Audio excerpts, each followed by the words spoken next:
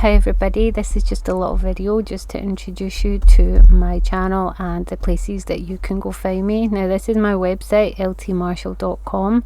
As you can see, I'm pointing here that you can go to the various tabs on my website to take you to the various places. If you are a book fan or you like the Lean and Loo music react channel, if you sign up to the mailing list, that actually is the mailing list I use to send out freebies for surprise mail. My blog usually has printables, but if you go down to the freebies tab and click on the paper craft printouts, you will get free printables for paper crafting. As you can see, there's only a few projects, but I will be adding more to them in the near future. This toadstool is one of my favourites.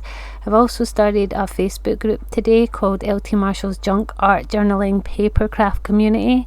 As you can see, we've started posting in it. We've not got very many members yet, but we will be having a monthly craft challenge on there, as well as having like trades and places to post tutorials. As you can see, the craft challenge has already begun. It's an April craft challenge and there's a few entries, so if you want to find it, type in the hashtag LT monthly craft and you will find it on Facebook. In the media, if you go to the album section, you'll see we have images with links for many things underneath, such as YouTube tutorials, free printables, places to buy things. You can also request to have an album of your own for your own images. And yeah, so this is just like a little intro on how to find more from me. I also have some knitting and sewing patterns, and I also have some recipes on my website if you're into all of that. But mainly on this channel we're going to be doing paper crafts, arts crafts.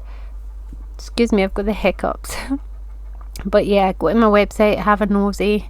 As you can see, everything is clickable. You can go to every single tab on there and it should bring you back to my YouTube as well. As you can see, my YouTube has been growing this past couple of months because I have brought it back to life, and hope to see you on it in the near future.